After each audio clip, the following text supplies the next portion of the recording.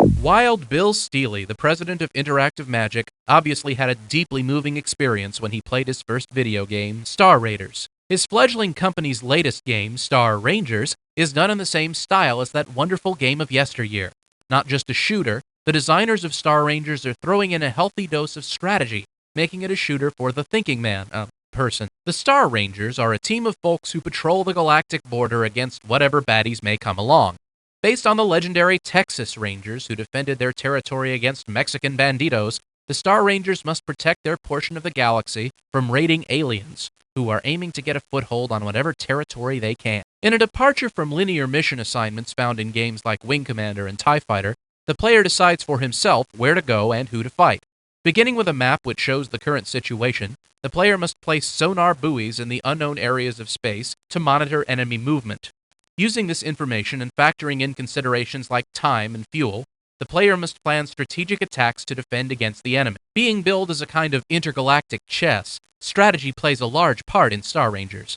When the enemy starts to close in, it's not always wise to just attack the enemies that are the closest. The player will have to defend civilian outposts and star bases, which means being at the right place at the right time. The player must use his time and positioning wisely in order to save a base that's under attack and get back to a civilian sector in time to protect it from a raid. There is a very small bit of role-playing in Star Rangers. Successful completion of missions and campaigns will mean promotion through the ranks. The player also has a choice of 5 wingmen to help with the fight. Each wingman has their own skill levels and attributes like shooting and flying.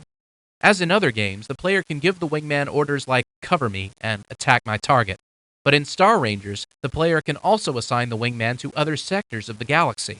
The wingman doesn't have to hang right by the player's side throughout the entire game. The Star Ranger ship can be outfitted with different weapons throughout the game. Sometimes the player will find upgrades on a ship that was successfully protected through enemy territory, and some weapons will be found on civilian outposts and star bases which the player must protect.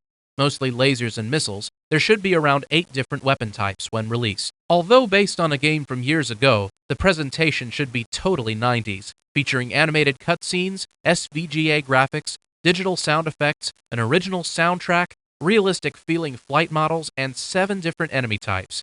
Expansion missions discs are being considered, along with plans to put Star Rangers online. Star Rangers should appeal to both experienced and novice gamers alike. The campaign mode, which features 17 missions, should have enough action and strategy to keep veteran gamers happy, and the arcade mode, which allows lots of flying and shooting, lets novice gamers get used to things before delving into the deeper parts of the game. Based on a tried-and-true game design with lots of state-of-the-art features, Star Rangers is set to be released in October.